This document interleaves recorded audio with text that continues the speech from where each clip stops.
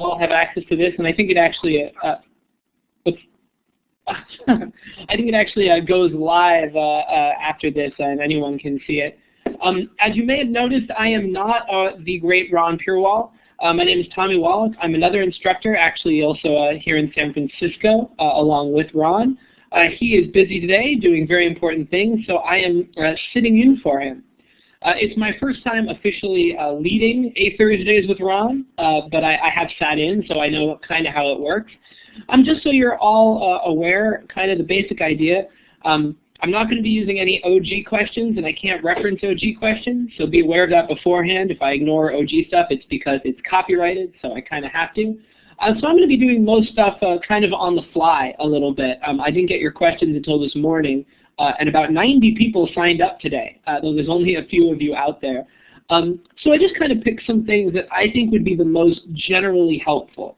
So I know a lot of you had specific questions, and I think that the majority of them are a little bit too specific for something like this. But I think there are a few things that are useful to everyone. Probability and combinatorics came up a lot, and I think those checks are for that and not for rates. So I think I'll probably hit probability at some point. But I think the most important thing I could do is actually a full-on review of all three verbal types. And I'll tell you why I think that, and you can disagree with me or argue with me or whatever you'd like to do.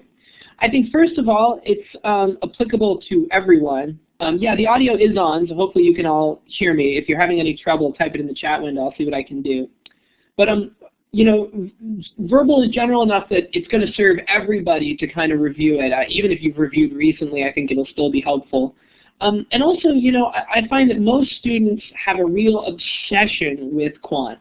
And you know, if you really go look at your tests, I bet I could count on no hands the number of students in this room who are regularly scoring higher on verbal than on quant. And keep in mind, I mean the raw score and not the percentile. So the percentile will almost always be higher in verbal, but that's only because so many people take this test that don't speak English, and that's why the percentiles are kind of off. But verbal is actually more important. If you don't know this already, verbal affects your score more heavily than quant does. It actually has a higher effect. So the exact same breakdown will result in a different score. In other words, like a 30 verbal, 40 math will be around a 500, but a 40 verbal, 30 math will be around a 550. I apologize if there's too much static. I'm not showing myself as kind of feeding back here, which is how I would know, but let me just check here. I don't want people to be blown away. La la la, I'm not getting too much static. I apologize in advance if I'm tough to hear. I'll try to at least enunciate very well. So there's my explanation, you guys. I am going to go ahead with that. So I think I'm going to start with an overview of the three sections, then hopefully we'll have time to talk a little bit of probability combinatorics, general timing stuff, and whatnot. But that all seems to have come up fairly often.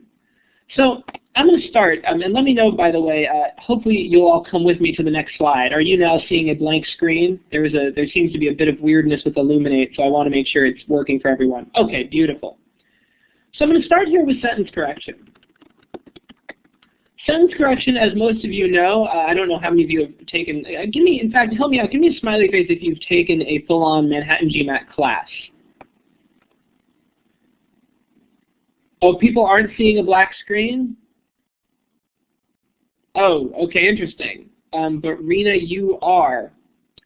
Give me a second here, you guys. Yeah, something odd happened when I came into the room. It was like somebody had locked you out of following me. So let me see if I can figure it out.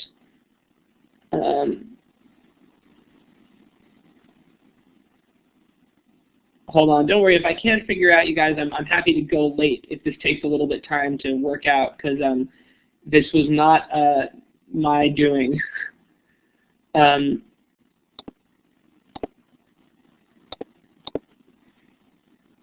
Yeah, what happens if you actually actively go to public screen 2? Does that not work? You shouldn't have to do that. You should all be coming along with me as I move. What about this? Anybody coming with me now? Yeah, that seems to work. Ah, beautiful. Okay, thanks, you guys. So sentence correction, here we are. So give me a smiley face if you've taken a Manhattan GMAT class. Okay, and you can even smile if you've taken somebody else's class. I will understand. The smiley faces are up here if you guys weren't aware, down there, over on this kind of under the participant window. Okay, so it looks like a lot of people have, maybe some people haven't, so this will be news to some people. I want to start with subject-verb agreement, and that's the only one that I will give away, but I just want to make sure you know. So this is the first category that we talk about, and what I'm concerned with is a couple of things. For every sentence correction category, I think that students have a real tendency to focus on how to fix the problem, and they don't really focus on how to identify the problem. And the trouble with that is that if you can't identify that you're dealing with a particular category, you're never going to know that you're supposed to fix it. You know what I mean? So let's start here with the identification method. How do we identify sentence correction? Can anybody take a stab at it? Sorry, not sentence correction, subject-verb agreement. What am I looking for to tell me, aha, I am being tested on subject-verb agreement today?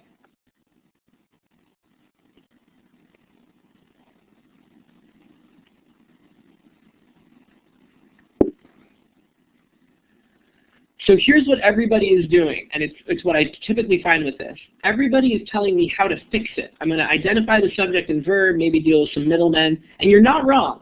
That's absolutely how I'm going to fix it. But how do I deal with, how do I know? Oh, so I'm going to scan the answer choices. I see us saying, or maybe that's the United States is here. What am I going to look for when I'm scanning the answer choices?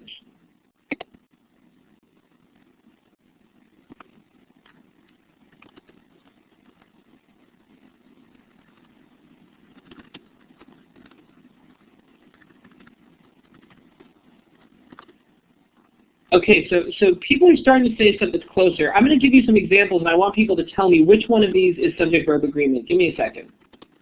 So these are kind of two different sets of answer choices I'm putting up here.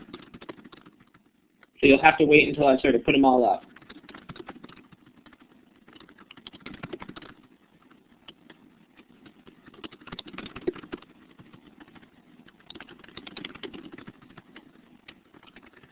Okay, I want you guys to help me out. Imagine that these are the answer choices, all right? This is A, B, C, and D. Imagine E went the same way. I want you to tell me in the chat window, are both of these subject-verb agreement, one of them or none of them? Like, you know, is it sort of one, two, both, or none? Which of these is testing me on subject-verb agreement, if any? Okay, I see none, I see two. I want more. I thrive on your communication. Number two, it's not data sufficiency, sorry. So I'm just looking for, is question number one testing me on subject-verb agreement, or number two? Okay, I'm seeing two, two. I think one and two, none, two. Okay, people seem to be agreeing around two. Why would it be two, people that are saying two? How do I know? So you're saying the split that you noticed, Min, or Michelle, a few other people, was this has versus have. What's the difference? Oh, Stephanie, you took the words right out of my mouth. The difference between has and have is singular versus plural. What is the difference between has and had over here?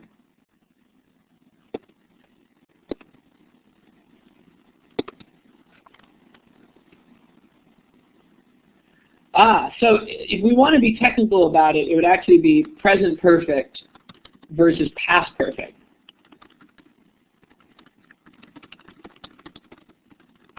And what that really means is it's a tense issue. The point I'm trying to make here, you guys, and I think that I've made it, so I feel good as an instructor, is that people are not very good at identifying subject-verb agreement. If someone would just tell them that was the issue, well, then it would be easy to fix. But the problem is nobody's going to tell you. You have to be able to do it yourself. So here's the identification method, okay? You're looking for verbs and or nouns split singular or plural in the answer choices. I should say singular and plural. That's how you identify subject-verb agreement. So this second example is subject-verb agreement because it's split singular plural. This first one is not. This first one is actually a verb tense split. That's a different category. Okay? Everybody give me a smiley face if this makes sense, if you see now what I'm getting at. That, in other words, this is how you're going to identify that the GMAT is actually testing you on this subject, because you don't want to waste your time like trying to find all the subjects and verbs, you know, when that's not actually the issue. Okay, cool. So this part you were mostly on top of, but help me out nonetheless.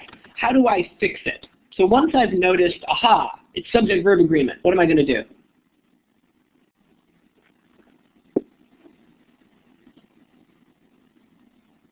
I know a few people know it because I saw some people do it. So United States, as always, you are right. Just kidding. So look for subject is a little bit of a simplification, though you're not wrong. Basically, I'm going to write it like this. Oops. Let's see, here we go. If the verb is split, by which I mean, you know, singular, plural, find subject. If the subject is split, find the verb. And then stuff that a lot of people said, eliminate middlemen, which are typically modifiers of some sort, you know, and match in the same clause. Now these are all little rules, and you know, I'm not going to go over all of these little rules because I want to be efficient here. But that's the basic idea. The basic idea is once you notice this happening, if the verb is split, you find the subject. If the subject is split, find the verb. Okay? Any questions about subject-verb agreement, or can I move us along to the next category? What do I mean by split? I mean that within the answer choices, there's a difference. So like this would be the split. Has had is the split, or in this case, has have.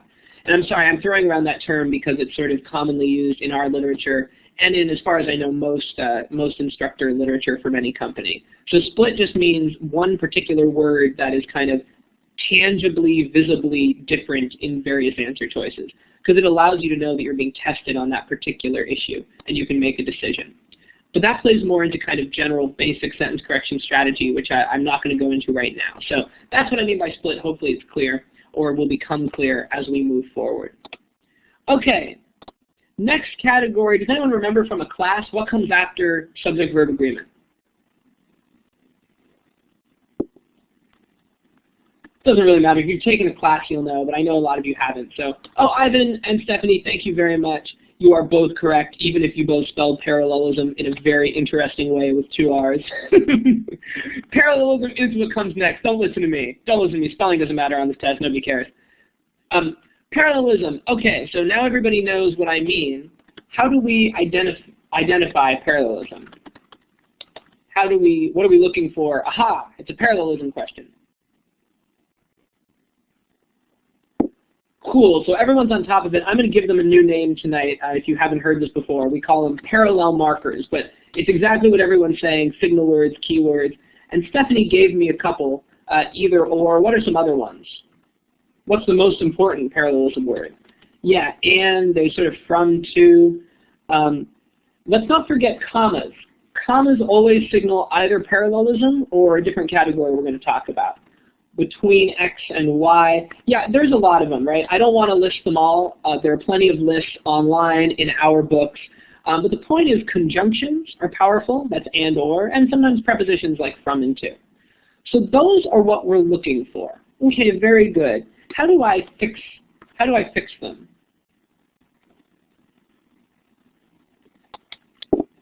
So what's my technique? You know, once I notice, aha, parallelism, what am I going to do?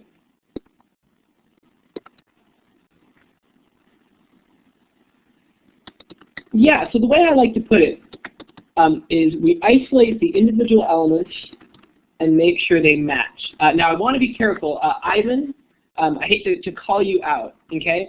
But actually they don't need to be the same tense or the same number. I can say, I like chickens, I like all kinds of pies and also ice cream, right? Pies is plural, ice cream is singular, but that's fine. I can also say, yesterday I went to the store, and tomorrow I'll go again, right? In this case, I have the past tense here, my parallel marker and the future tense here, but those are both allowed, right? So I'm allowed to change tense and number. Sorry to just kind of throw that in there, but I thought it might be useful. Sharad said something that I think is pretty important here. We isolate the individual elements, and by element I mean the things that need to be parallel.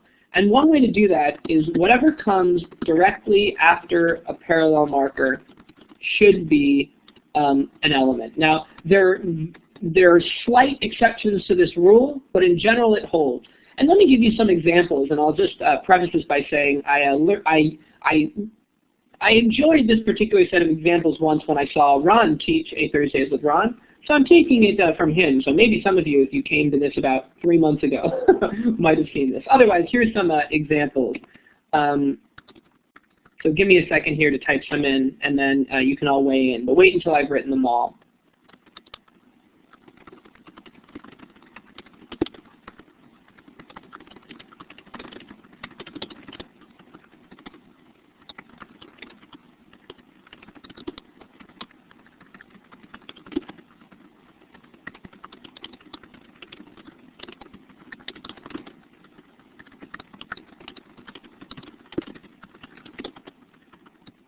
So start looking through these as I'm typing them and start to get a feel for which ones you like or don't like.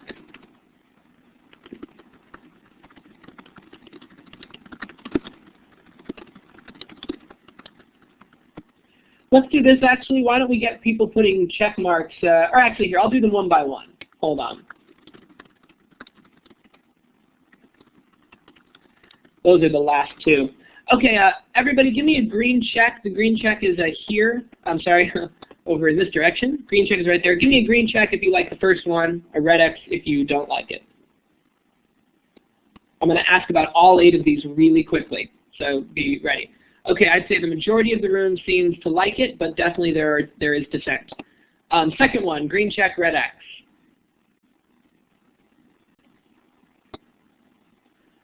Okay, almost everybody likes this one. Less dissent than last time. Interesting, interesting. Okay, third one.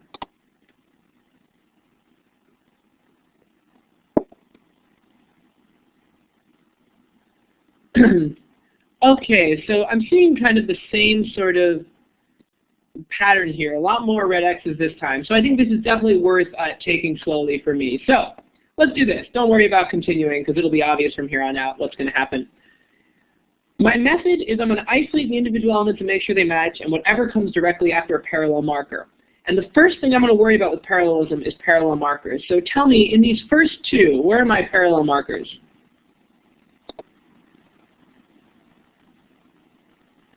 So we got to be careful. Or is my parallel marker. Okay, it is a preposition, different thing. Parallel marker is or is what creates my parallelism here.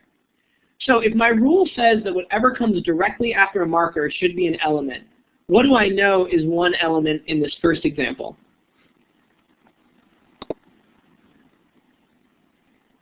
Oh, in the first example? So not the second, but the first.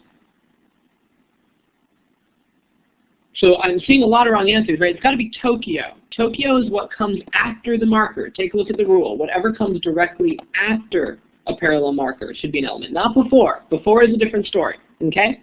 So Tokyo has to be one. Now tell me, is there something in this sentence that I can logically parallel Tokyo to? Okay, cool. Everyone's on top of that. Okay, very good. No problem there. Let's go to the next one, you guys. What do I know must be an element based on my rule, if or is my marker? Yeah, sort of in, or you could look at it as in Tokyo, like the prepositional phrase in Tokyo. Is there something to parallel that to in the sentence, logically? Yeah, it matches in Beijing. There's no problem here. In Beijing, in Tokyo. Now, what you may have noticed is that both of these are okay, even though there is a difference. And it's because we don't know where this element starts. Maybe it starts with just Beijing, in which case this one's okay. Or maybe it starts with in, and it's in Beijing, and that's okay. Okay, let's go to the next set, you guys. Where are my parallel markers in the next set? And in fact, in the next 6. Yeah, it's actually either and or. So this time I've got a 2 set, right? I got a 2 set going on here. Either and or. So tell me, you guys, in example number 3, the third one on here, does it look parallel to you based on my rules?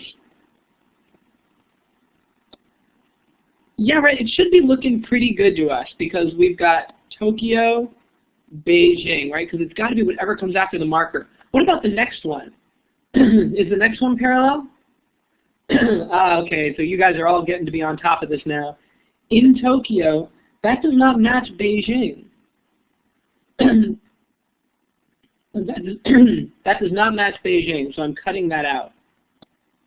So I just got a private message, somebody asking me if I'm only going to cover verbal. And my response would be, no, I'm going to try to cover some quant, but I would also say in my snarky Manhattan GMAT professor way, if you're scoring higher on verbal than quant in the raw score, not in the percentile, but in the raw score, I will send you $3 in the mail. I bet everybody needs verbal more than quant. But I could be wrong, but I'm saying it.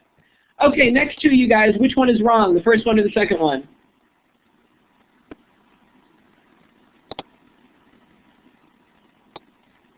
Right, okay, we're all getting good at this now, right? The first one, in Beijing, does not match Tokyo, so it is wrong. The second one is nice and clear. And what about the last two? How do we feel? $3, I know, right? That's right, $3. You score better on verbal, that's $3 you got coming your way. What about the last two, you guys? Do we think they're both wrong, one wrong, none wrong? Well, let's take a look at our rules, you guys. What is my first parallel element in both of these? First parallel element in both of these. Somebody type it in for me.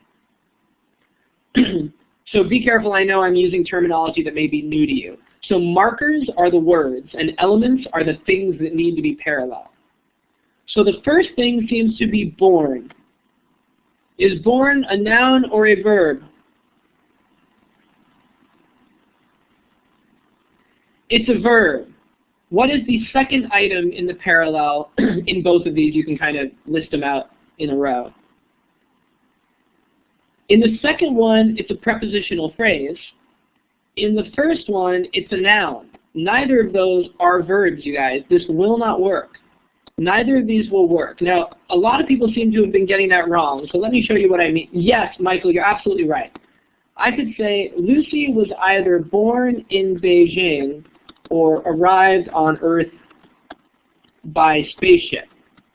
Now, in this version, even though I know it's very silly, I've got my either, I've got my or, and if you look at my markers, I have born and I have arrived. Those are two verbs, and this is now parallel. But the other two are not parallel. Everyone give me a smiley face if this is starting to make sense. If you have questions, please ask them, but I was going to move us along. Cool, really good work. It seems like everyone that was making sense by the end. I see a few people writing. I don't want anyone to feel left behind. Any exceptions? Yes.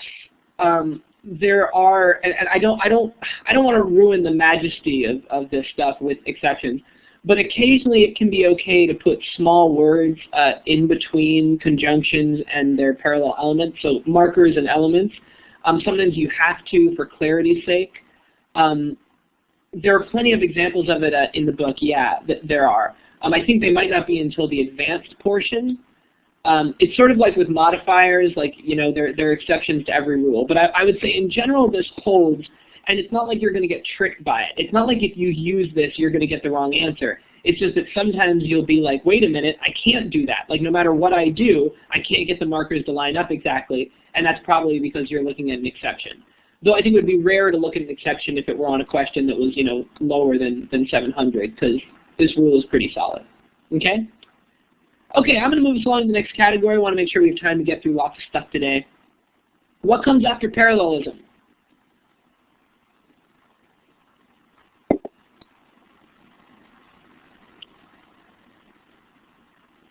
So it's actually pronouns if you were going to do it in order, but Thacker and Manju, don't you worry, modifiers are coming next. Okay, now you'll be happy to know, I've been talking about this identification method every time. Pronouns has the easiest identification method in the universe. What are we looking for in the answer choices?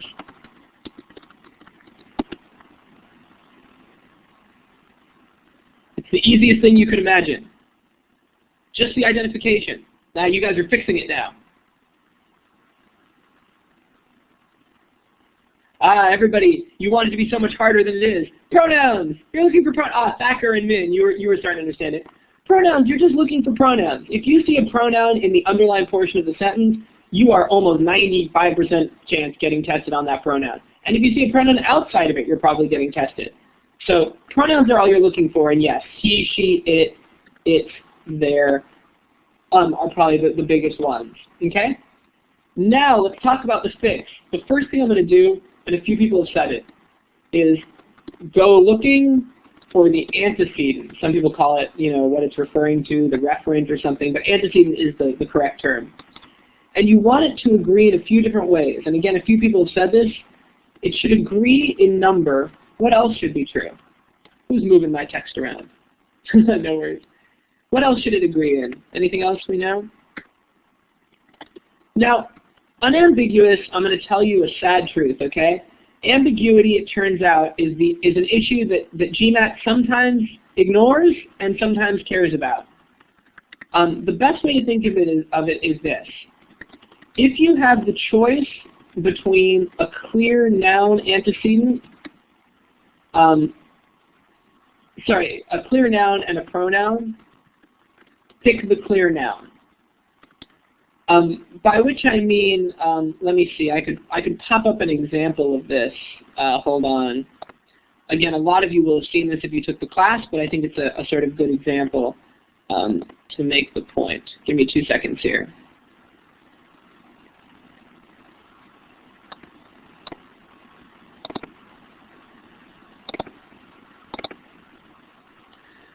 So here, I'm just going to pop through some things here, ignore it, nothing happened.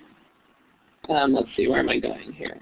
Yeah, so here's an example. Oh, I'm sorry, I'm so sorry, this is silly me. Of course, my first time teaching this thing, I forgot. No OG questions, I'll have to write one myself. Don't worry, I'll do it for you. If you get a split like,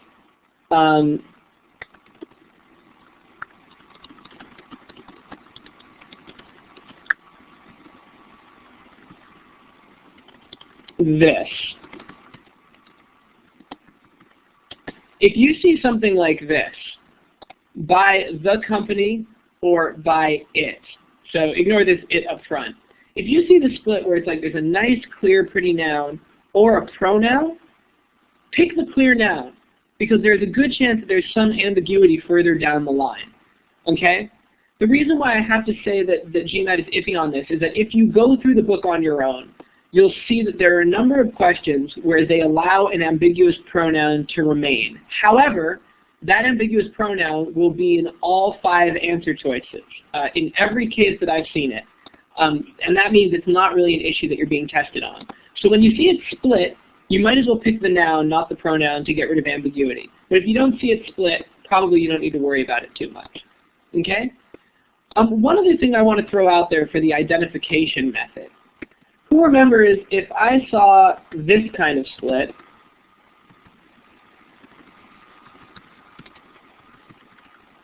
what category am I supposed to think this is?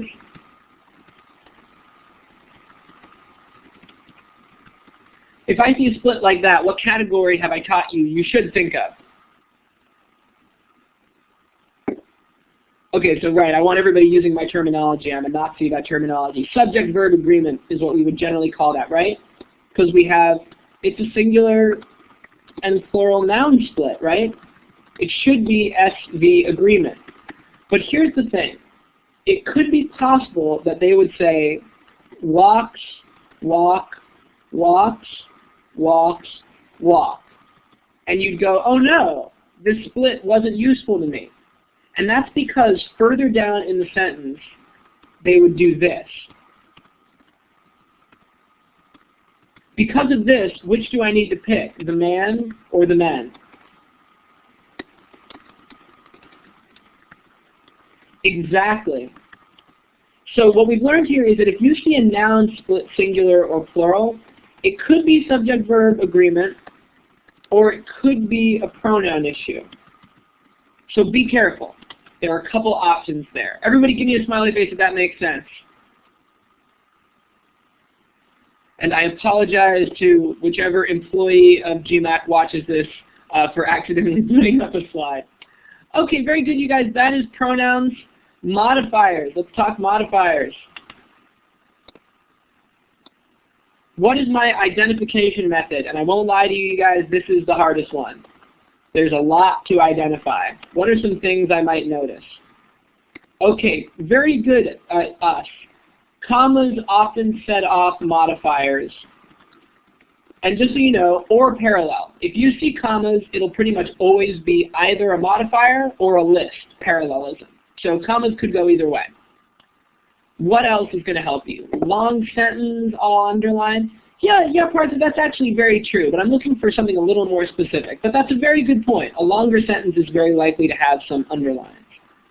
Lead, I'm going to be iffy on lead. Absolutely, that would be an adverb, but adverbs aren't particularly difficult. That's not what makes modifiers difficult. Adjectives and adverbs, like single words, those are easy to see.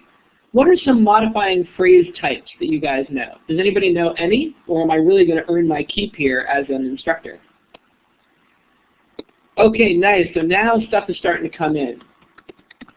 First, we have relative pronouns. Okay, they open up modifiers. So that, which, who, whom, there's more. There are more than that. Where, when, there's a few others, okay? But relative pronouns open up modifying clauses. What else? Thacker, you're absolutely right on that one, but I'm going to leave it for last because it's kind of the least common, I'd say. Okay, here's one that students ignore a lot. Prepositional phrases, right? That would be like the man in the house is crazy, right? In the house, modifying man, right? And does anybody want an example of a relative clause? Does that, is everyone okay with that? Just let me know in the chat window if you want an example of that. I would say the third most common category is a participial phrase. Okay, cool. A participial phrase looks like this. Running from the law, the man got caught, or the man went home. Don't worry, I'll make it fit in the page. Running from the law, the man went home. And yeah, no, don't worry. Okay, some examples of relative pronouns would be, let me move my underline back into place, would be something like, the house that I love is on fire, or the woman who gave me this is crazy, etc. So in this case, that I love is modifying the house, and who gave me this is modifying woman. In this case, running from the law, the man went home, or I bought a puppy, cheering my mother, like that. Okay, and I'll talk about what these all mean kind of in a minute. So these are the most common. There's also apposition, which is when you use a noun. That was what Thacker mentioned. Apposition looks like this. The man, a paragon of virtue, went home. If you'll notice, a paragon, that's a noun, a paragon, but it's modifying man. So that's what apposition looks like. And let me put these all in boxes. I want to make sure this is very, very clear on what is what here. I just got asked, participles are difficult to discern from gerunds. So for those of you that hate grammatical terminology, I apologize in advance. I'm a fan of terminology, so I just want to make sure everybody knows. So words with ing at the end, there are a lot of things they can be. Among them, participles and gerunds, okay?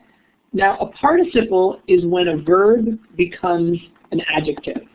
And an example of that would be the running man, or the example I gave before is basically this is a complicated adjective, but running from the law is really just an adjective modifying the man, right? So that's what we call a participle. A gerund is when a verb becomes a noun. And that would look like this. The running of the bulls is an exciting event. Now what you'll notice is that running, the running, is a noun, right? It's a thing, like the running of the bulls. Oh, interesting, it's become a noun now. Even though it looks exactly like the running man, in this case running is clearly an adjective modifying man, right? So that's the difference between the two. I don't want to really dwell on it overly much, because I don't think it's like the most super useful thing, if that's fair for me to say. But there's that. Let me see if I can kind of set it off here in space and time. I don't want it to get in the way here. I'm organizing my slide so people don't get too confused. Okay, so that's the difference there. Hopefully that's helpful. It's all just about how it's being used in the sentence, and there you go. Okay, so now I want to get back to modifiers, you guys. The fix, the technique, because I've talked now about how to identify it, the sort of stuff I'm looking for. How do I fix it now? Who knows?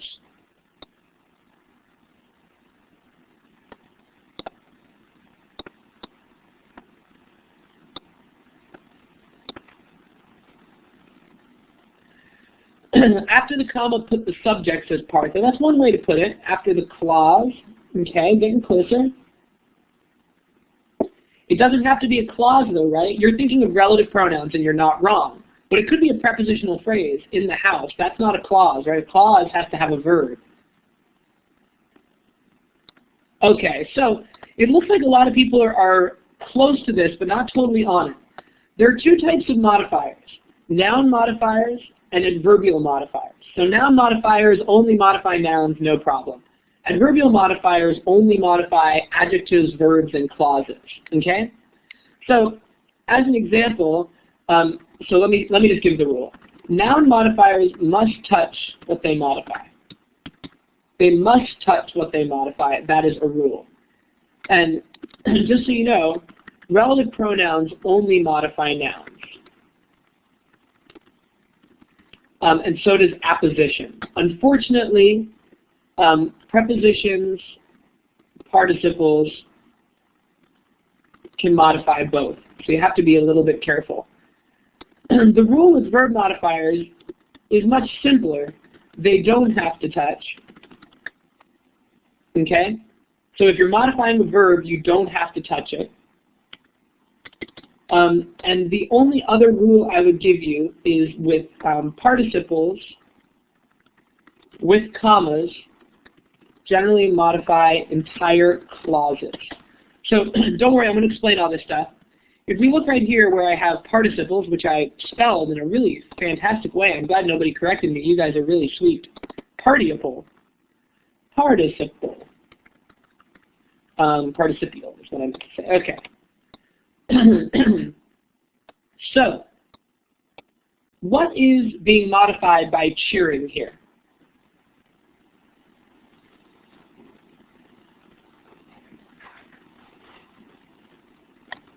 What's being modified by cheering? Is it the puppy that cheered up my mother? Ah, Dee Dee. The act of buying a puppy. Very good. Very tricky. It's actually the very fact that I bought a puppy. The puppy itself didn't necessarily cheer up my mother, right? It would be like saying, imagine that I change this to, and this is no commentary on my life, by the way. I got a girlfriend cheering my mother. Now, it's not my girlfriend inherently who cheered up my mother. It's the fact that I got a girlfriend, right? So this is something that we use participles with commas for. But not always. If I say running from the law, that's just the man. The man was running from the law. So again, we just have to use our logic. You know, somebody asked me here, how do we distinguish between noun and verb modifiers? It's hard to say. I mean, let me give you another set of examples here. I know we're running out of room, and I don't want things to get too confusing here, but let me just try one more thing on this page.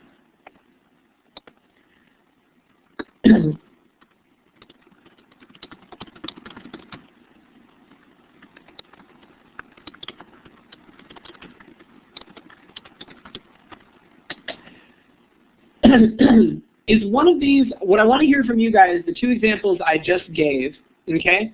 One of these is a noun, one of these is a verb modifier. Which one is which? Let's go with which is the noun modifier. So this is right here. Very good. By the road is modifying house. That's a noun. What is by the time you read this modifying?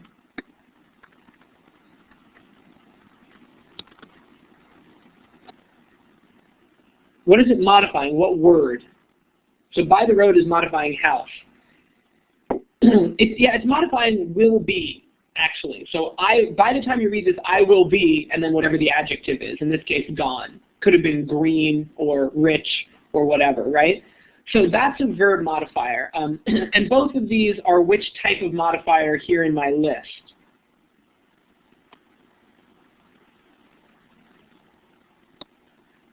These are both prepositional modifiers, okay? Because by is a preposition, right? So by the road is a prepositional modifier, and by the time you read this is a prepositional modifier. And I'll try to put that here, kind of, these are prep modifiers right there. Okay, so this slide has gotten very busy, and no surprise, modifiers are difficult. They're a little bit more complicated than the other categories, but I think that a strong grasp of them is going to be super powerful, so don't underestimate the power of getting really good at noticing these. And Partha made a good point earlier. They are much more common in long sentences. Okay, any more questions about this, or can I move us along to the next category? Okay, moving right along then.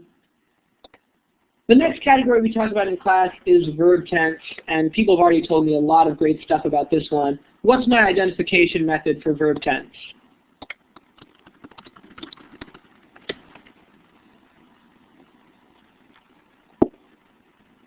What am I looking for in the answer choices that's going to clue me in?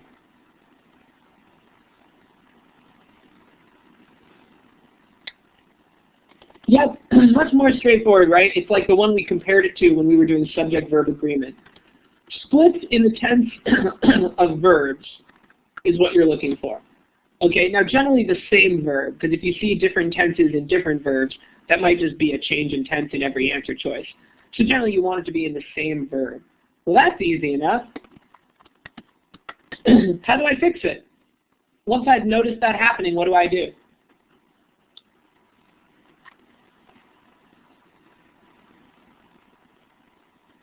Identify the subject. That's actually for subject-verb agreement, you guys. Sorry, this is verb tense. We don't care about the subject for verb tense. Logic, says Thacker. Oh, that's a vague answer. Time frame. Ooh, Stephanie is the closest so far, but there won't be other sentences because there's only one sentence. So looking for, what are we looking at? Other what? You've almost got it. Nice. Okay, so it's not an or. It is only other verbs. So here's what you do, you guys. If you're not doing this, it's really what you should be. Look for other verbs in the sentence to use as context. Then ask yourself, do my two actions happen at the same time, or does one happen before the other? Use that to pick a tense.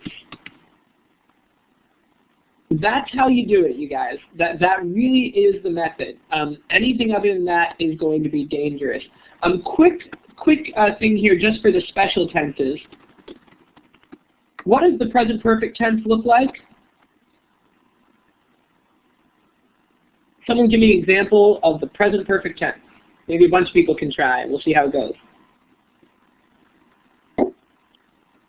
Nice. Okay. So far I've only gotten right answers, so I'll assume you're all right. Oh, thanks, Thacker. Absolutely. I have been thinking. That one's got the ing thing going on, but yeah, I've been thinking absolutely. So if it has a has or a have, it's the present perfect. And what do we use the present perfect for? What's it for?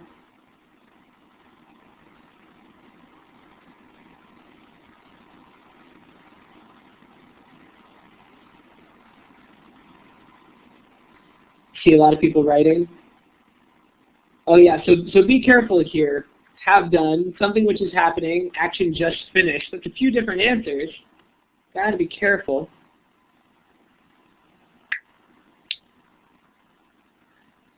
So it's something that starts in the past and continues into the present. That's what it's for. Okay? And I'll give you an example of this in a minute, but let's do this really quickly. The past perfect is the one that where we see had. And what is this one for?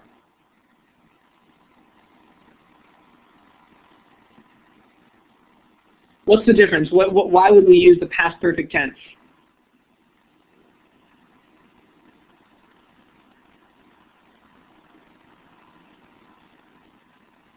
One action before another and not continuing. Okay, people are getting it in pieces. Yeah, it's an action that finished in the past before another past tense action. You need a simple past verb to use past perfect. This is a hard and fast rule, you guys. There are no exceptions. You cannot use the past perfect tense on the GMAT unless that sentence also has a simple past verb. This is why it's so important to do the technique that I mentioned up here. Look for other verbs for context. Because if there is no past tense verb, you cannot use the past perfect. Okay? If that's not clear, ask me questions. And I just want to give you some examples of how these tenses differ, because a few people said on present perfect, it's something that's finished recently. And I know that's something that like Kaplan says, which I take a little bit of an issue with. Here's my example. I have been to Los Angeles 4 times. What do you mean that's finished recently? That doesn't have to have finished recently. I could have gone 4 times when I was a baby, and now I'm 95 years old. It would still be true that I have been to Los Angeles 4 times. So I don't like that it's finished recently thing. I don't think it's true. Let's look at the difference. What this is telling you is that I went 4 times, and I have not gone again. Now look at this one. I had been to Los Angeles 4 times. This one is saying I went 4 times, and then at some point, I went again. Do you see how there's this implication that I had only been 4 times, but now I kind of, I must have done something else again. Like, that's not true anymore is the implication.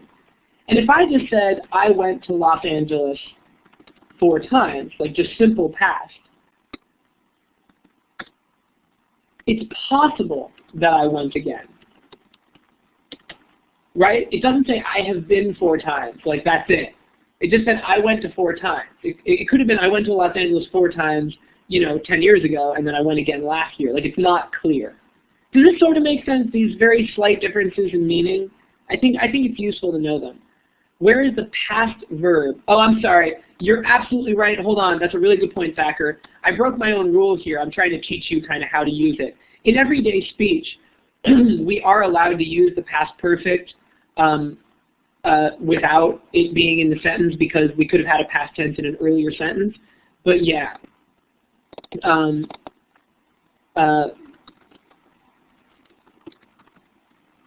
Here's a better example. I want to make sure it's clear. Before I made this money, I had been to Los Angeles 4 times. The implication is that then after I made this money, I went again. See, so it implies that I went 4 times and then went again. So that is the sort of, that would be a GMAT correct past perfect. Thank you so much, Thacker, for correcting that. I think it was confusing the way it was.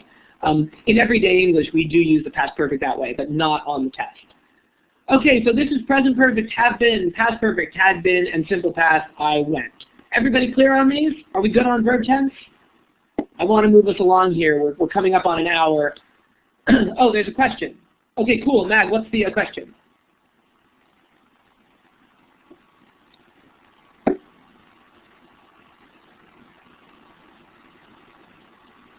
I get that, but I want to know what you're not clear on. You mean the examples down here? Is that what you're asking about? Basically, I'm trying to differentiate for you slightly the usage between these different tenses in terms of their meaning, okay? Because sometimes I think that a lot of books misrepresent what the present perfect is for. They say something like a couple people said in this room, which is that it's for something that's finished recently, like a recent problem. But if I say I have been to Los Angeles 4 times, that doesn't have to have finished recently. All 4 of those trips could have been a long time ago. But what is for sure is that I have not gone again. If I say I have been 4 times, that comes up all the way to the present moment. I have only been 4 times. That's implied here. If, however, I use the past perfect, I had been, this is the present perfect. So anything that has have, see how I wrote that right here? Anything that has or have is present perfect. Unless it's just the present tense usage of have, like I have $1. That's just the present tense. But if we use have in front of a verb, like been, that's a version of I go, the verb to go, then it becomes the present perfect. Just like I could say I had $1, and that's just simple past tense. But if I put had in front of another verb, like I had been, it becomes the past perfect, okay? So anytime you see have, you should assume present perfect. And it implies that this is still true at the present moment. This action starts in the past but continues into the present, okay? The past perfect, I had been, that implies that I've kind of gone again, right? So if I say, before I made this money, I had been to LA 4 times, that implies that now I've been more than 4 times. Something changed. This action finished in the past. It's over. My 4-time limit is now over, right? And it's all slightly different from just the basic past. I went 4 times. It doesn't really make clear whether or not I've been again. So that's why the perfect tenses are more specific. They have kind of these very, very specific usages, and that's the only place we use them. Cool. Yeah, no worries at all. I'm glad that helped. Jamie, this might be an obvious question. Can the simple past come before the past perfect? Simple past has to come after the past perfect. So like, I made this money after I had been to LA 4 times. So the past comes after the past perfect. That's why I said action that's finished in the past before a past tense action. So you go back behind it. Okay, cool. I hope that's clear, you guys. I do want to make sure we get around to at least a little bit more material, but onwards and upwards I go. Really good work, and hope that helped. Oops, don't want to go there. I'm making the fresh slide. Okay, after verb tense was comparisons. Now, I don't want to dwell on this one. It is not very interesting. The way you identify it is with comparison markers. What are some comparison markers?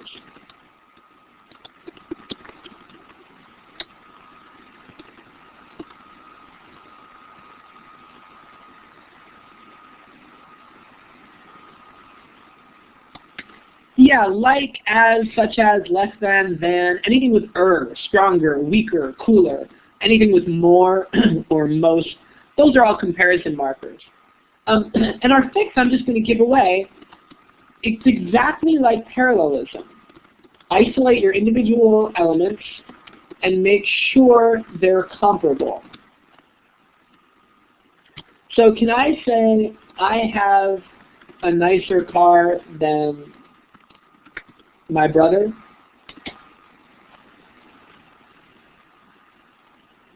Or actually, here, let me make this even cleaner. I think that's sort of a misleading example. Let me go with this.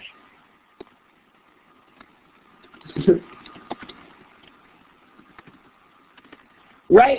I'm giving you just very silly wrong answers to kind of illustrate this. We obviously need to compare car and brother's car, right? No, says everyone passionately. So that's really all it's about. Comparisons should not be super difficult, though a few little differences here I want to make sure everyone's cool on. What is the difference between like and as? Can anybody tell me what is like for?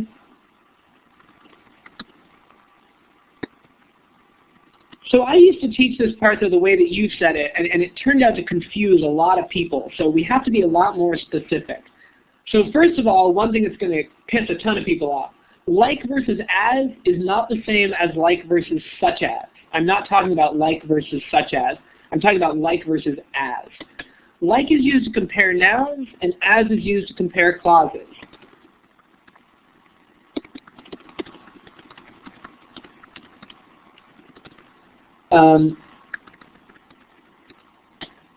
What do you think? Is this okay? Give me a green check if you like it, or red X if you don't.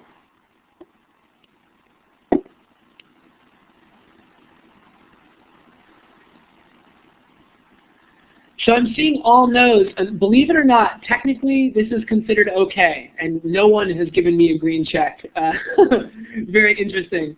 This is actually okay, you guys, and the reason why is that my brother is still technically a noun, and I am a noun, and I'm clearly comparing that. Now I know what you're thinking. It kind of looks like my brother is like cheese, and I know you think that, but actually this is considered okay. Here's where we would use as. Or let me give you actually a different example. Would this be okay? Give me a green check or a red X.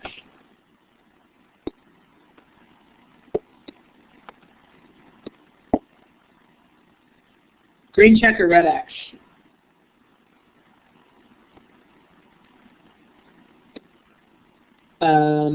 Okay, so I'm seeing kind of people split. No, it's working. I can see it. I turned off responses visible, so you can't see other people.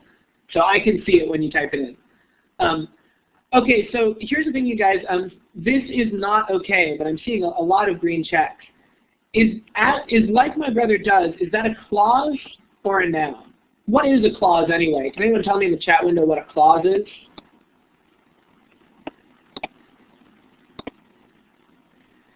A clause has a verb. That's what a clause is. So when I add the word does, this becomes a clause. And if it's a clause, I need to use as. It has to be as my brother does. that's what we use as for. So this would unfortunately be out. And that's actually the only rule about like versus as, really. Would people like some more examples of this? Would that be helpful? Are people feeling confused on it? Yeah? Okay, here's what I'm going to do. I know some people have taken the class, but we have just a super ultra useful slide that gives like 8 examples in a row. So give me 2 seconds here and I will bring that up for you, and I think you will all be super grateful. It's a good one. Just give me a second to pop it up.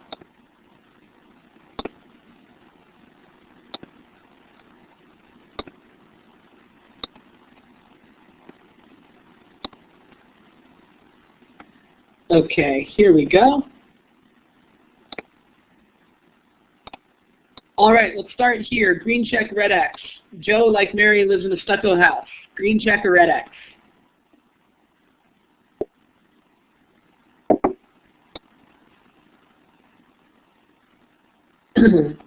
All right, cool. I'm seeing almost all green checks, and you're absolutely right. We're comparing Joe to Mary, and they are both nouns. Very good.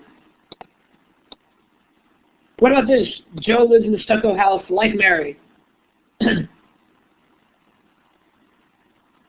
So you guys just give me a green check if you like it, and a red X if you don't. That's all. And the green check and the red X are located next to the blue door, kind of here by the chat window. Okay, so I fooled a few of you a second time, but most of you were on top of it. Once again, you guys, this is actually okay, because like Mary is not a clause. So even though I know what you're thinking, it sounds like Mary's a house, which is very sad for Mary. But technically, logic tells us Joe is compared to Mary, and GMAT has said this is okay. Let's try a third example. Joe lives in a stucco house like Mary. It's not parallelism factor. We call this just comparison. And yeah, the point is that, yes, Mary and Joe is actually a clearly parallel / comparable. What do you think about number 3 here? I'm missing a lot of people. Green check, red X. Okay, so now we have a problem. Now we have a problem because Joe lives in a stucco house like Mary. It's not clear at all, and in fact, now the like is just pointing to house. There's no issue there. There's no way we can read this as it's Mary and Joe that are being compared. It just sounds like Mary is a house. And I know this is annoying that they're so similar, but these are the rules as we've read them in the OG questions, and just how it is. Let's try another one. Green check, red X on number 4.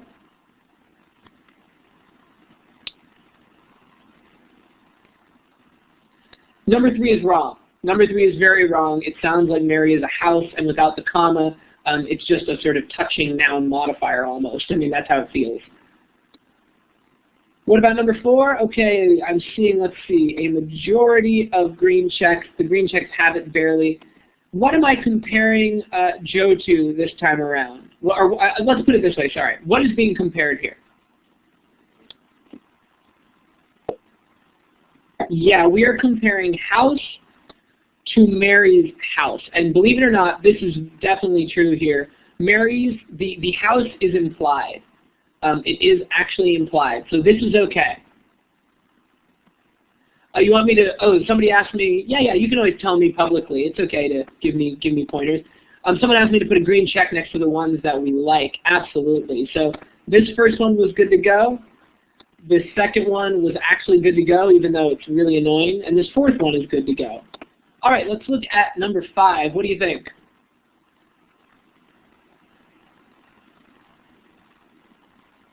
Green check or red X? 4 is correct, Partha, because we're using like, but the Mary's with an apostrophe S is a possessive. So it's Mary's house is implied. That's grammatically allowed, so we are comparing 2 nouns, house to house, so we use like. Okay, I'm seeing almost entirely green checks here. Really good work, you guys. Absolutely does has now made this into a clause, so we need as. Few more. Number 6, give me a green check or a red X.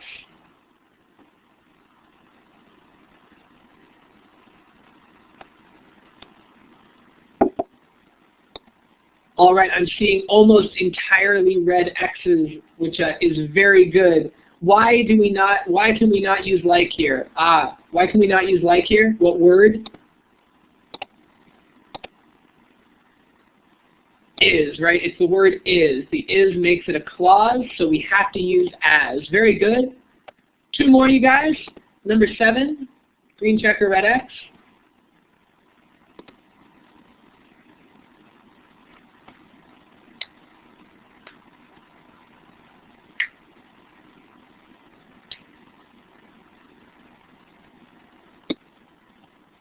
Okay, cool. I'm seeing almost entirely green checks, and you're absolutely right. We have as, and this is a clause because we've got is again, right? Is makes it a clause, so as is great. And finally, the last question, number 8. Give me a green check or a red X.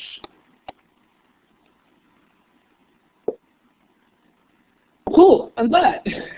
I'm here to help. All right, you guys, this is really great. I am seeing all green checks. In this case, I know it's a tough one, but remember what we're concerned about is the part where the like actually is, right? And the like here, there is no verb within this section. So like swimming, skiing, that is allowed. So this is correct because we're comparing 2 nouns, swimming and skiing, not the clauses themselves. So this went really well, I think, though plenty of people still had problems. So if you have questions, feel free to ask them. I don't want people to feel like totally left behind. I realize I'm powering through this, you guys. I just want to make sure this is useful to everyone. Okay, great. So I'm going to move us along then to the last sentence correction category. If people have leftover questions about that, let me know. Oh, I'm sorry. I want to add one more thing here just because a lot of people got confused. Like versus as is one difference. Like versus such as is a separate difference. So what is the difference between like and such as? This is much easier, don't worry.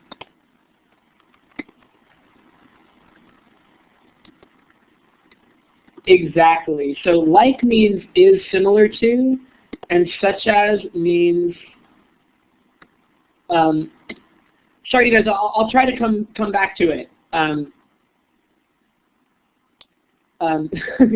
Yes, Joe lives in a stucco house like that of Mary's, absolutely. Actually, I think it just said like Mary's. I think it was just like Mary's back there. I'll bring it back up, but I want to do this.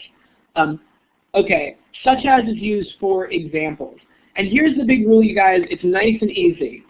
Whenever you see answer choices split, hold on, I'm typing it out for you. Answer choices split between like and such as, pick such as. I have yet to see an exception to this rule. And the reason why is that all of us are children of the 21st century, and we use the word like for everything. We love the word like, man. It's like totally awesome, the word like. And the GMAT knows that, and they're going to just try to trick you into picking like. But they will never trick you into picking such as, because that's not where your brain would typically go.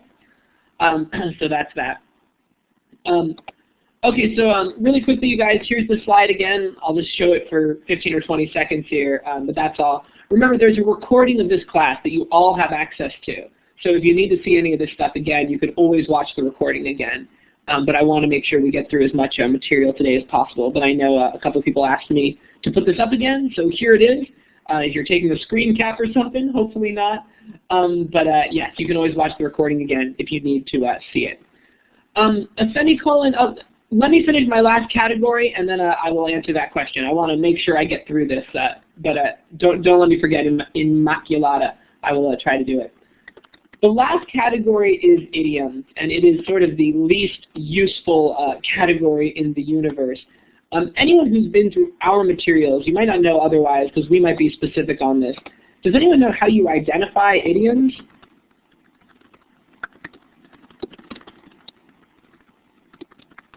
Well, believe it or not, now we have a whole book of idioms, or a whole 80 pages, and there's no real rule. But believe it or not, there is actually an identification method. Now, what you're thinking of is there isn't really a way to fix it. You just kind of have to know.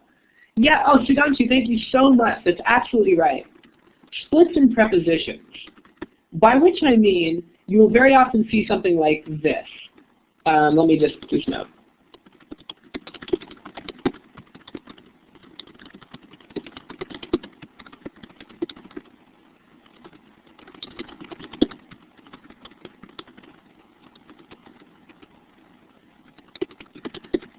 Et cetera, et cetera. like you would see something like this. And if you notice, there's a split here for to and as, right? To and as. In this case, we have no preposition. But that is often a signal that you are dealing with an idiom. And this, in fact, is an idiom. This is the idiom surrounding considered. What is the right answer here? Yeah, you can call them 1, 2, 3, and 4. So believe it or not, the correct idiom is, yeah, consider X, Y. You don't use anything. So not to be, not as. This is the kind of thing that we say wrong in English all the time, so it's one of GMAC's favorites because we get it wrong so often. The little fix that we have for dealing with these is called spot extract replace, and I think it's kind of cool. I think it's what most people do anyway, but it's useful, which is basically like notice, it's kind of like notice the idiom split. Actually notice, you know, by which I mean like you have to actually notice that it's the category idiom. The correct answer here is B, number 2. Gotcha, okay. People love the check mark, all right? All right, check mark it is. He's considered a great man, no problem, right? So notice the idiom split, and then what you do is try it out in your own little sentence. In other words, extract it from the sentence and give it your own little one. Now the example I've used here is already kind of extracted. It's very simple. But the idea is that oftentimes sentences about idioms will be really, really complicated looking with lots of prepositional phrases in the hopes of confusing you. So if you try your own little sentence, pick what word you like and replace it back in the big sentence, hopefully that'll help you out. But like most of you said, the big issue on idioms is memorize idioms, obviously. Okay, you guys, that is my little more than an hour overview of all the sentence correction categories. Remember that sentence correction is the single most important part of this test for everyone. Verbal is heavier weighted than quant, and sentence correction is the easiest place to improve. But if any of the stuff I told you today was like totally new, then that's a sign that you definitely have more reading to do. And I would say pretty much everything I said today, with some rare detail exceptions, is the kind of stuff that you want to be pretty solid on at the sort of top of your mind, because GMAT still knows how to make it hard. I don't want to replay each page for a couple seconds, Dee, because I don't want to like actively encourage sort of the screen capping thing if that's what's going on.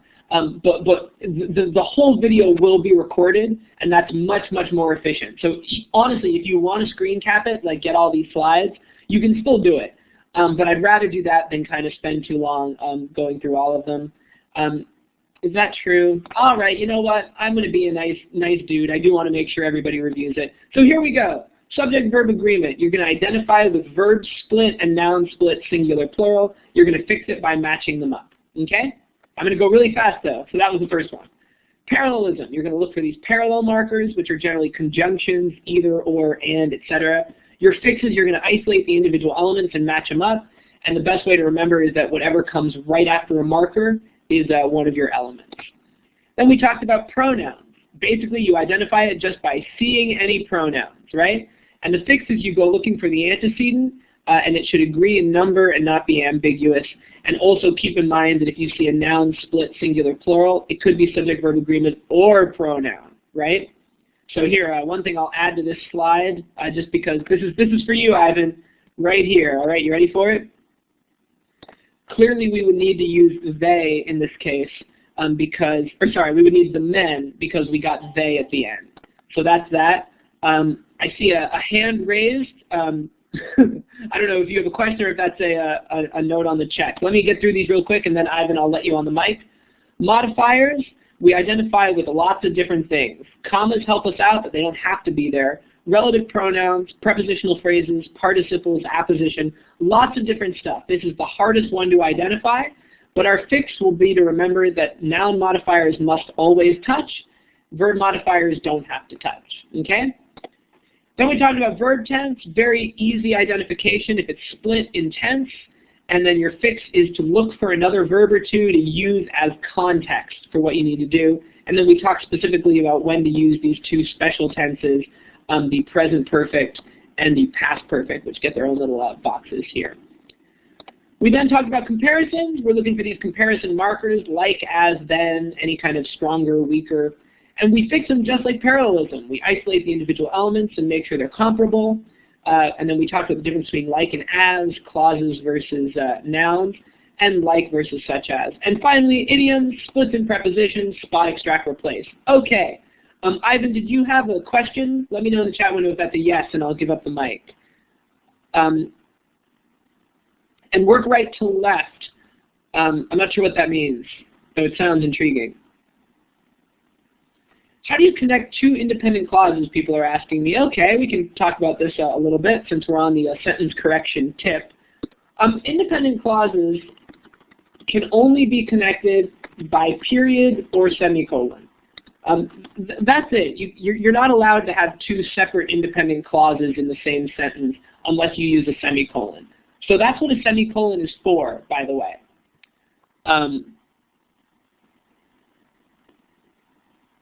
Yeah, I'm not sure what you mean. So like, oh, I see what you mean. I'm sorry, I totally see what you mean. Okay, let me back up. So what you're saying is, like, you're never really specifically asked to do this. So if you're saying, like, if you want to connect, I walked to the store and I went home, you could put an and in the middle. This is what you're saying. I see. Yeah, sure. You can do that with anything. I walked to the store, right? Or I want a chicken, or I want more money. Now, obviously, it's kind of silly to repeat the I want and make a clause, but we could technically do it. I think what's more interesting here is that if you have two things that stand alone, the semicolon is what you use if you're not using a conjunction. The conjunction is kind of the sort of straightforward, basic sentence way to do it. But the semicolon is what we use to separate two independent clauses when we don't get a conjunction, right? So like, I walked to the store. Let me pick two that would actually be useful. There are too many cars on the road, semicolon. Yesterday, I was in traffic for 3 hours, right? So in that case, like, there's sort of a connection between the two in terms of meaning. A colon is used for examples a lot of the time. It's also sometimes used for result. So in other words, the important thing to remember about colons is whatever comes before a colon must be an independent clause. And for those of you that may be wondering what these terms mean, independent clause could stand alone as a sentence. Dependent clause could not. So whatever comes before a colon must be an independent clause. That's really the only thing you need to know about the colon. So yeah, Mary, if you say I walked to the store and went home, those now aren't two independent clauses because the second clause doesn't have a subject anymore. Like, you would have to say I walked to the store and I went home if you want to have two independent clauses. If you just use a conjunction, that's one independent clause with a list of things that you did. Okay? It's not even a clause. It's not a dependent clause to say and went home because there's no sort of subject really there. The whole clause is I walked to the store and went home. You're not tested on M dashes stacker, so don't even worry about dashes, thankfully. If you're interested in the M dash, it functions a lot like a colon, but I don't think you're definitely not tested on it grammatically. I'm not sure I've seen it used very often, but I've never seen it tested. And yes, from before it was you always use such as. Any other questions, you guys, about this stuff? How do you connect an independent and dependent clause? That's what all commas and conjunctions are for. So there's no easy answer to that, and I don't want to get into too much specific stuff here.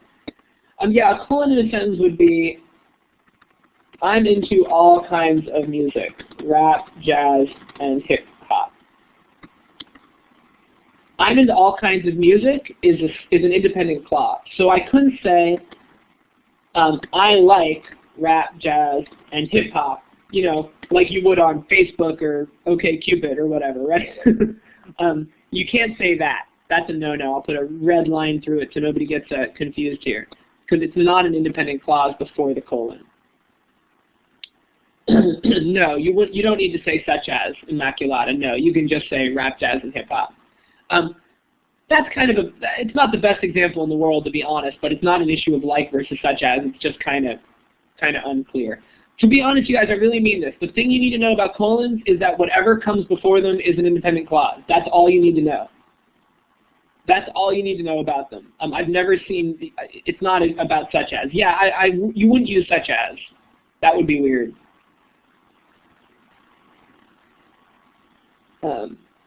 Well, you know what? I'm not going to make that a rule. I think you could use such as just fine. I'm going to take that back.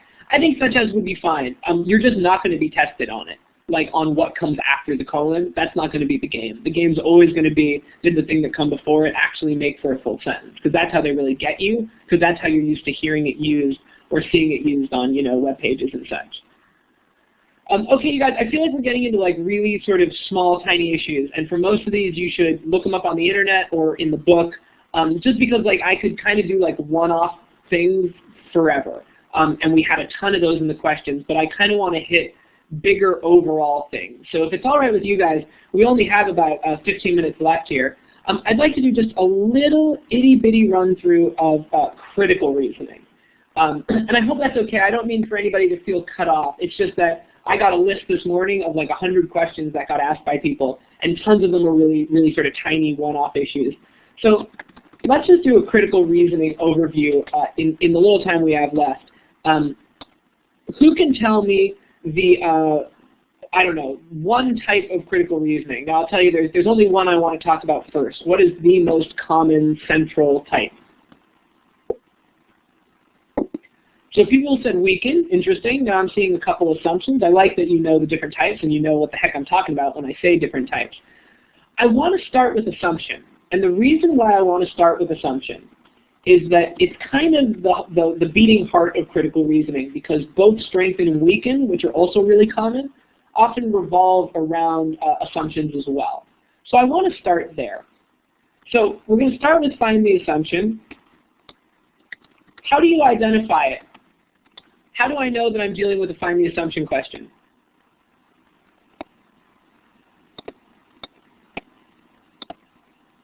Like, what am I looking for in the question stem?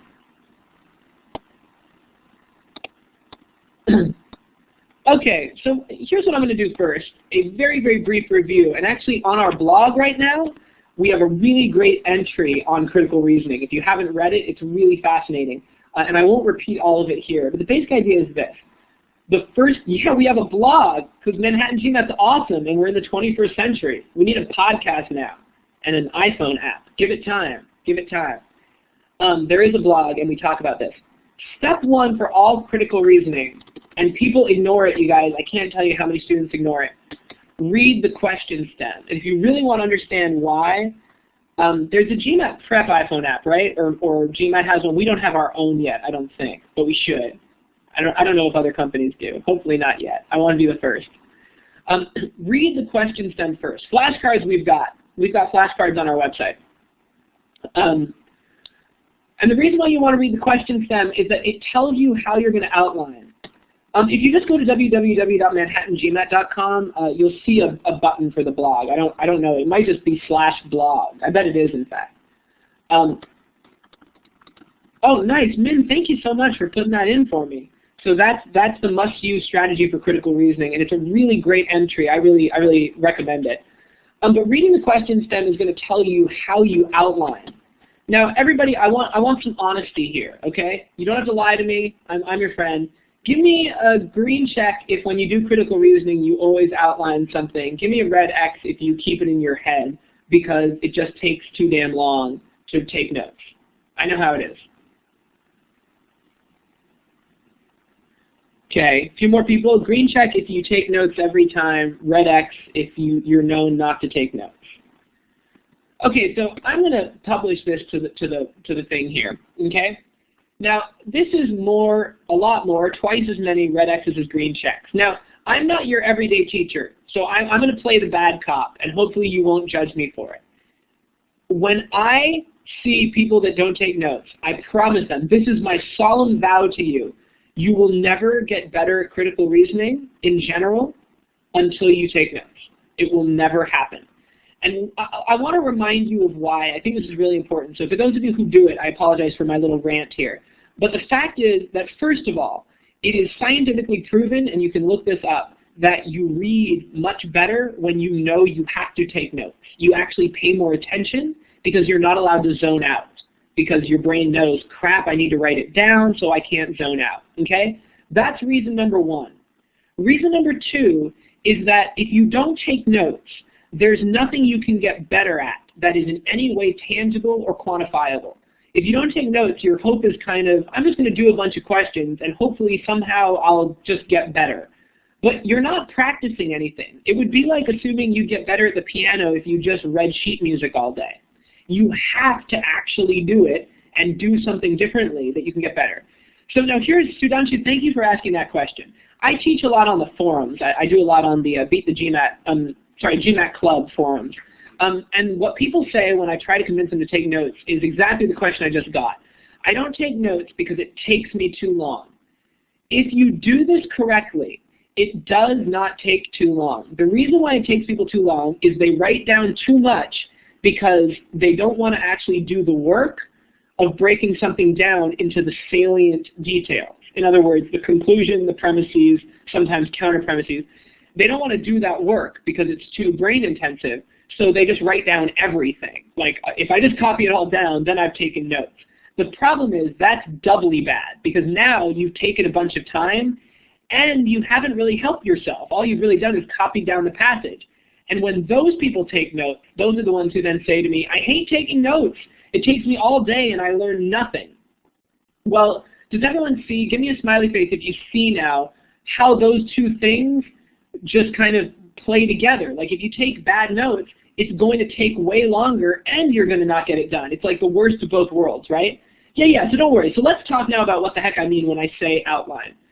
For find the assumption and strengthen and weaken, and we're going to run out of time here, so I hope you don't mind, but I'm going to try to put stuff together.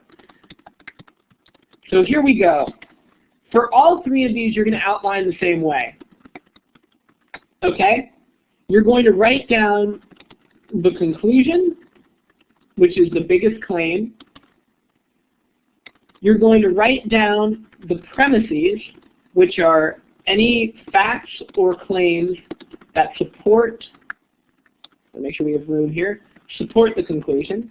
And if there are any, though to be honest, most of the time there aren't, you can write down counter premises, which are any facts or claims that undermine the conclusion. Okay? That's what you're going to do every time. On draw conclusion questions, which are the next most common, all you need to do for the outline, it's nice and easy, is you just write down the premises, because there is no conclusion, you're drawing it yourself, and there's no assumption. Okay? And actually, I can even add one more to this, believe it or not. It's called the, it's got like sort of a longer name, but the questions that ask you, like, what is the argument structure? So these are the ones with bold, you know, the ones that have bolded statements, that's argument structure. You outline those the same way as well. So there's not a lot of variation here, which is nice to know. And Sharad said do the T-bar. Absolutely, that's one way to do it. It's just one way to organize it. But the important part is that you're writing down conclusions, premises, and counter premises. Now, from there, your methodology is going to be a little bit different. Okay, so here, let me do this. So then you outline, and then step 3 would be use whatever process of elimination technique applies to that question type. So here's your kind of overall critical reasoning stuff.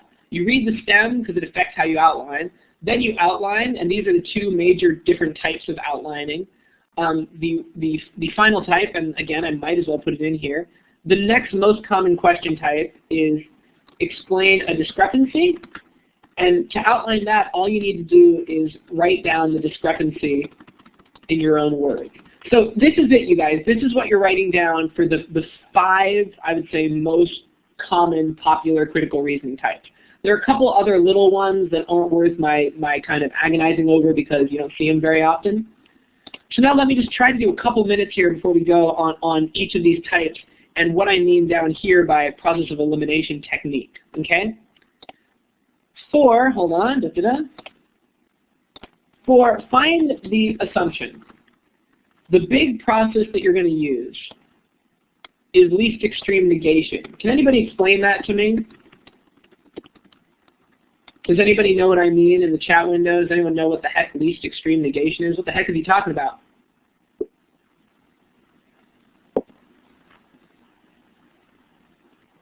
Frowny face. Okay, cool. Don't worry. I'll explain it. Because you're looking, and I'm going to type this out here. I want to make sure it's clear, but it'll be a few words. Because you're looking for an assumption on which the argument depends, if you take the opposite of the correct answer, the argument should fall apart. Let me give you an example. If I say, Dave doesn't have $1,000. He will never get married. What is the assumption in this argument? So this is the conclusion I hope we can all see. This is the premise. What is my assumption here?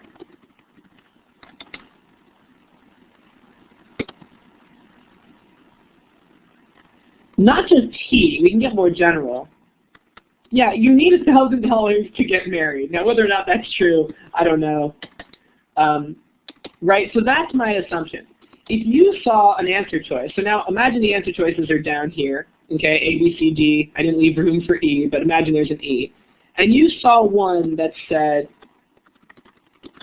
now this is a very stupid argument, I realize, but bear with me here.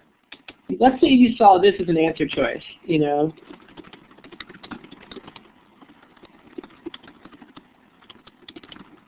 You know, and you had all these other answer choices, okay?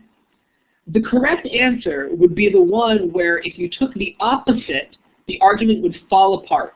So let me go to B here. The opposite here would be you do not need $1,000 to get married. And let me actually put that in a different color so you can kind of see. You do not need $1,000 to get married. Suddenly, the argument doesn't work.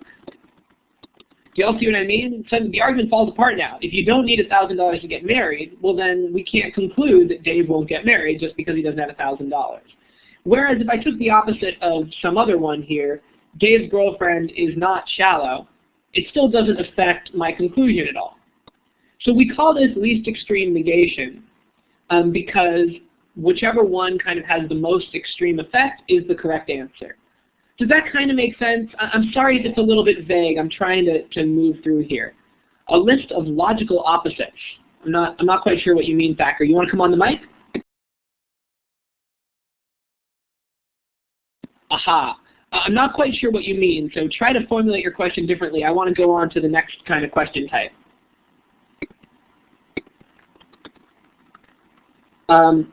Yeah, not necessarily will negate. It depends very much. Like the opposite of always is not never. It's sometimes. So yeah, you kind of have to work on that. But again, you can go into the details on your own. They're in plenty of books. I'm trying to do kind of a big overview here, and we're running low on time. Yeah, the word combinations. I think they're in the book, Thacker, our book, or you know, any book. But I know they are in our book somewhere. In the chapter on Find the Assumption. Draw a conclusion question, you guys. Does anybody know anything cool about draw a conclusion question?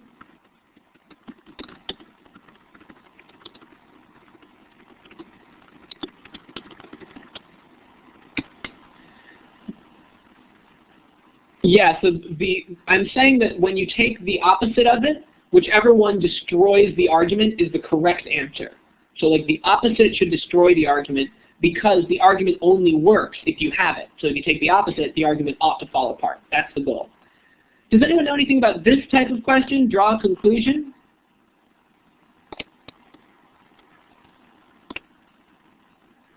Okay, maybe not. So here's what it looks like. Which of the following is best supported by the passage? I hope you can all see that it's very easy to confuse with strengthen, right? Because strengthen says which of the following best supports the passage. And this says which of the following is best supported by the passage. And again, we're running out of time, so I'm just going to tell you, okay? For draw a conclusion, you're looking for something that must be true based on the premises, okay? Which means the correct answer will generally be very, and this is a technical term, wussy. Stay away from extreme language, all, every, always, stuff like that. Okay? That's the big takeaway there. And then I just want to do a little bit here on strengthen and weaken. Our overall method for strengthen and weaken is we make a little chart called the SW flash chart. So you ID this, obviously, strengthen, weaken, support, undermine. Those are kind of the big words. And the fix, and the fix is make the SW flash chart for each answer choice. So work out if each answer has no effect, strengthens, or weakens. So this is just kind of a general approach to the four most common parts that we don't really have a time. Here's what it would look like if that's what you mean. So you would just write down like A, B, C, D, E on your paper, and then you would say like, oh, answer choice A, I feel like it strengthens a little. Answer choice B, it strengthens a lot. C is totally irrelevant. D is totally irrelevant, and E weakens a little. So it's just a means of organization, of keeping track. I mean, the upshot is that you need to be reading every answer choice and thinking about what it does. You can't get the right answer unless you read every answer choice. So in response to somebody asking, like, isn't this time consuming? There's no good answer. I mean, it's sort of like, math is time consuming if you don't know how to do it as well. This isn't inherently more time consuming. It's just that you need to read quickly and you need to understand quickly. Which is the same as with quant. You need to read quickly and you need to understand quickly. I promise you that every question is doable with note-taking in 2 minutes and 15 seconds. It's totally doable. So that's what I would say. Okay, you guys, any kind of final questions? I believe that's time. I believe this is scheduled from 4:30 to 6. We got through that sentence correction. That seemed to be pretty useful, and this is most of critical reasoning. Actually, just to help you out, I hate to leave anybody hanging. What foods are helpful for breakfast on test day? Nice. The last one that's kind of common, and I just want to make clear what our method is on it, is argument structure. And I just want to say this is the one with bolds in it. And after you've outlined, your fix is just generally work out whether each bold is a conclusion, a premise, or a counter premise. That'll generally get you the answer. Then take on each bold, take on the answer choices one bold at a time. So I just want to throw that in there as well so you can see the last one. I think that's the next most common. And that's everything, you guys. That's all I got. So I hope I was an adequate replacement for the great Ron Purewall. Those are some big shoes to fill. Let's see. Okay, cool. I'll stick around for a few minutes if you have some questions. Thacker, I'm not 100% sure. I can look here. I have the critical reasoning guide in front of me. Sorry, I just got a private message about where all those least negation techniques are. Let me see if it's in here. Let me see if it's in the back. No, okay. I'm looking for a page. I'll see if I can find it. Otherwise, thank you, everyone. Remember, the recording will be available soon. The examples are on page 68, it looks like. I see a bunch of them on 68, yeah. And it starts on 64 and goes all the way through 68 of the critical reasoning guide. No, of our guidebook on critical reasoning. If you don't have our guidebooks, I can't tell you. It's guide number 6, critical reasoning. And it's 64 through 68. Aw, thanks, Mag. Glad to help. There's so many other words. Thacker, but it's not that there's so many other words. Typically, you can just put not in front of things. So I'm just getting asked about least extreme negation. Typically, you can just put not or don't. Like, if I say I like monkeys, which I do, the opposite would just be I don't like monkeys. And that's going to work for like 20% of sentences. Or if I say I can go to school, the opposite is just I can't go to school. So it's not like you need like a giant list. The only ones that confuse people is like I always go to school. The opposite of that wouldn't be I never go to school. It would be I sometimes go to school. That's sort of the logical opposite. Or even better put is if I never go to school, the opposite is I sometimes go to school. I actually think that one makes more sense. Always and sometimes is a little bit tough, but definitely the opposite of always isn't never. That's for sure. And that's what is explained in the book, is these kind of weird ones where finding the opposite can be a little bit odd. But most of the time factor, this should work.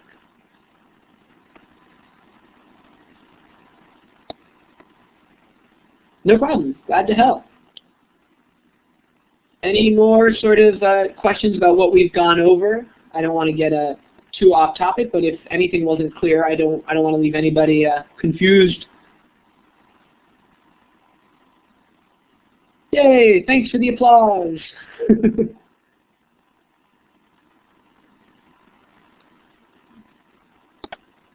No problem at all, everybody.